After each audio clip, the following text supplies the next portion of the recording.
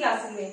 तो इससे पहले हमने क्या है डेवलपमेंट के बारे में जाना था, ग्रोथ के बारे में जाना था, उसके बाद हमने डेवलपमेंट की जो कई सारी जो स्टेजेस होती है उनके बारे में जाना, उनको अच्छे से एक्सप्लेन किया। अगर आपने वो वीडियोस नहीं देखी तो पहले जाइए उन वीडियोस को देखिए, क्योंकि उसके बाद हम प्रिंसिपल करेंगे आज डेवलपमेंट के। तो भाई प्रिंसिपल क्यों जरूरी है, सबसे पहले आपको ये बताना चाहिए कि प्रिंसिपल क्या है, क्या तो हम पढ़ लेंगे, क्या है जरूरी क्यों है प्रिंसिपल जानना, प्रिंसिपल डेवलपमेंट की, ताकि हम क्या है वही एज अ टीचर हम क्या है बच्चों की विकास में क्या है उनको क्या चीज किस एज में कौन सी एक्टिविटी की जरूरत हो सकती है या फिर उनको कैसे समझाया जा सकता है, इन सब चीजों को ध्यान में रखते हुए हमें क्या है कई सारे प्रिंसिपल है, वैसे तो बहुत अनेक प्रिंसिपल हो सकते हैं, मगर हम कुछ स्पेसिफिक प्रिंसिपल्स की बात करेंगे, क्योंकि अगर देखा जाए तो एक एक लाइन उठा के हम प्रिंसिपल बना सकते हैं, ठीक है डेवलपमेंट के। बट हम क्या है कि जो मेन है ना मोटे मोटे तौर पे जो प्रिंसिपल है जो बहुत इंपॉर्टेंट है और सीटेट में बार बार पूछे जाते हैं या फिर उनके एग्जाम्पल्स पूछे जाते हैं उनकी बात करेंगे, क्योंकि इन प्रिंसिपल में बाकी सारे भी आराम से कवर हो जाएंगे। तो सबसे पहला आता है हमारा प्रिंसिपल ऑफ कंटिन्यूटी। कंटिन्यूटी का मतलब ये कि भाई जो आपका डेवलपमेंट ना कभी रुकता नहीं है, जीवन पर्यंत चलता रहता है। हमने पिछली वीडियो में बात की थी कि जो डेवलपमेंट है जीवन पर्यंत चलता रहता है, और जो ये डेवलपमेंट है वो टूट जाता है, मतलब कि जन्म से लेके एंड तक लाइफ के, ठीक है डेवलपमेंट कभी भी रुकता नहीं है। हो सकता है इसकी गति कभी तेज कभी धीमी है ना, इसकी दर अलग अलग हो सकती है, किसी का डेवलपमेंट जल्दी हो रहा है किसी का धीरे होता है, मतलब सब में अलग अलग हो सकते हैं, बट क्या है एंड तक जाता है, ठीक है डेवलपमेंट रुकता नहीं है किसी भी स्टेज पे।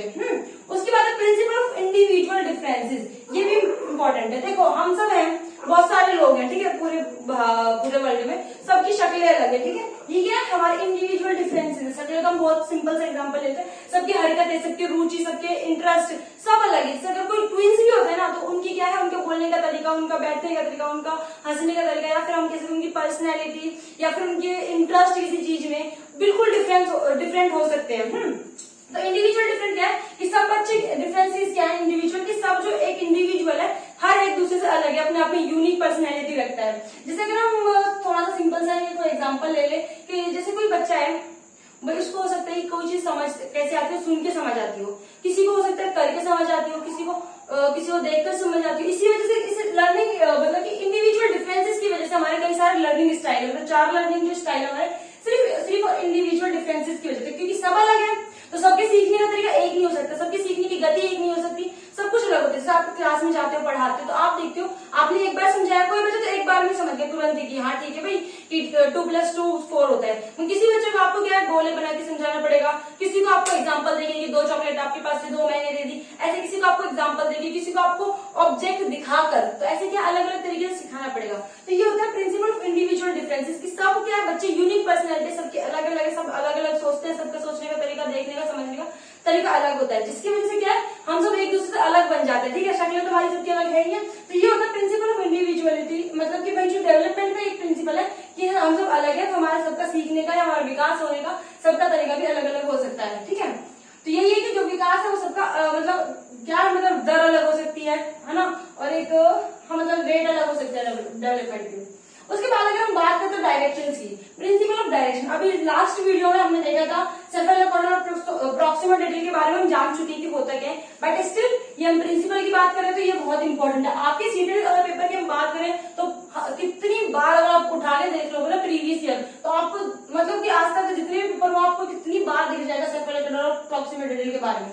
तो जब हम बात करते हैं सेफेलोपोडल की, तो सेफेलोपोडल क्या होता है कि मतलब जो विकास है ना आपका मस्तिष्क, इसको हिंदी में बोलते हैं, देख लेना भाई स्पेलिंग कैसे लिखते हैं हिंदी में, तो इसको मस्तिष्क कहते हैं। इसका मतलब क्या होता है कि जो आपका विकास है ना वो सर से लेके पैर की तरफ होगा, ठीक है सर से लेके पैर की तरफ, मतलब पहले आपका सर विकसित होगा, उसके बाद आपके मतलब कि हाथ पैर और फिर पैर, ठीक है ऐसे क्या आपका सेफेलोपोडल होता है, मतलब कि सर से लेके पांव की तरफ। ये मैंने आपको पिछली बार भी एग्जांपल दिया था कि जब आप बच्चा होता है तो हम देखते हैं उसका सर सबसे ज्यादा विकसित होता है।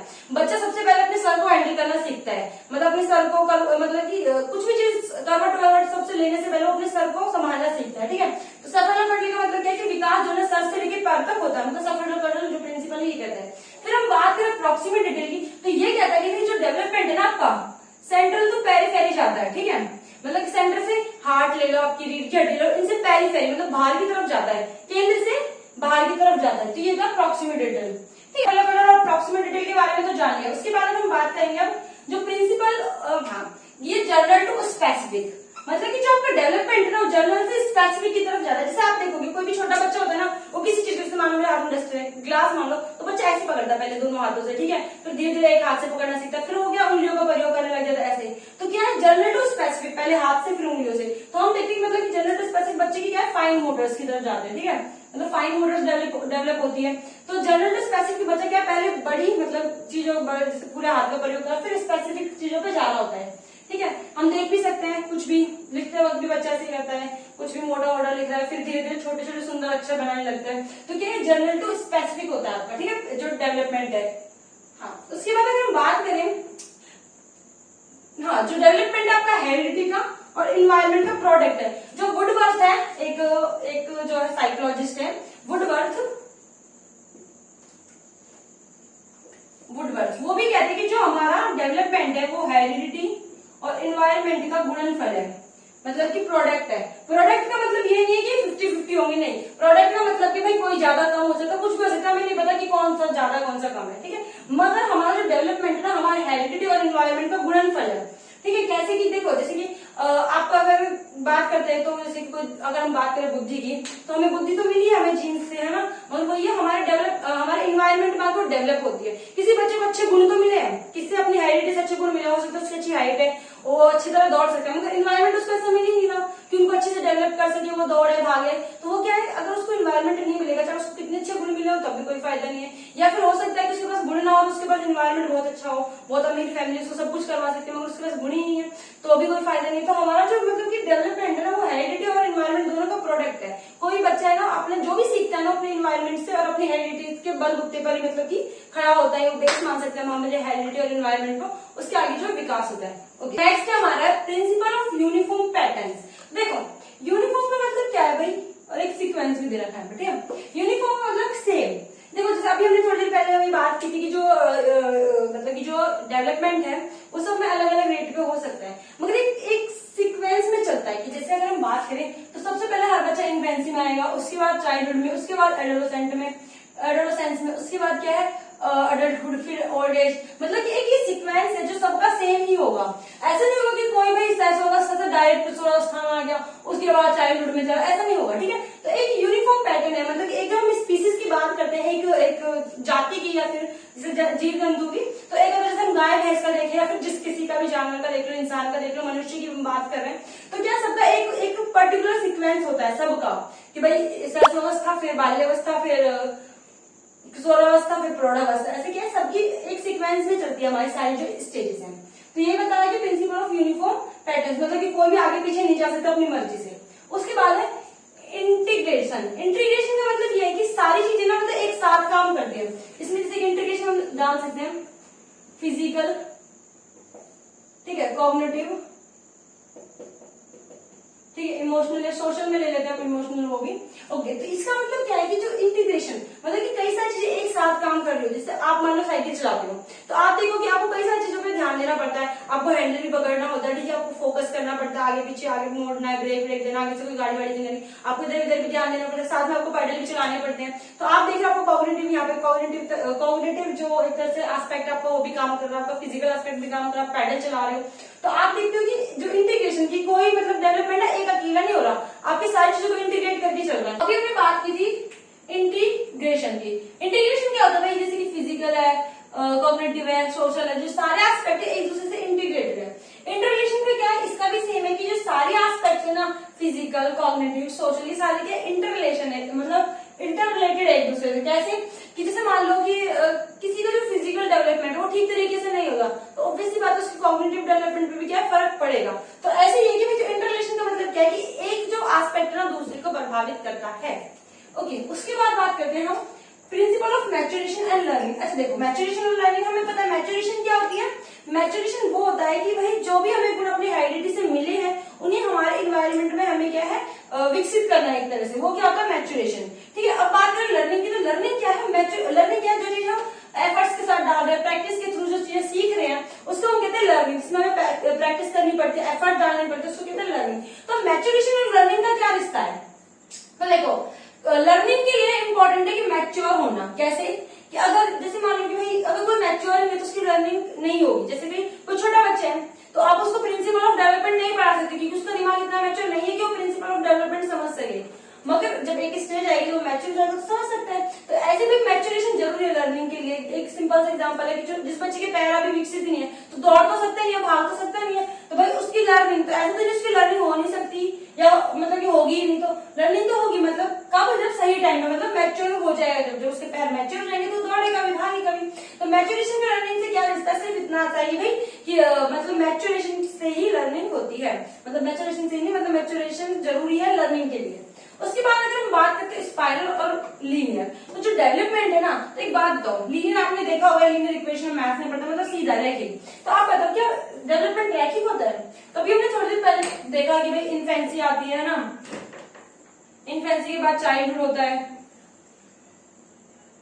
उसके बाद होता है एडोलेसेंस, ठीक है, मतलब कि कई सारे से अलग अलग ये एडोलेसेंस होता है, फिर अडल्टहुड होता है। तो एक बात बताओ, मैंने थोड़ी देर पहले बताया था जो इन्फेंसी है ना, इसमें तो आपका जो विकास है ना बहुत तीव्र गति से होता है, मगर चाइल्डहुड में ना इन्फेंसी के मुकाबले थोड़ा धीमा पड़ जाता है।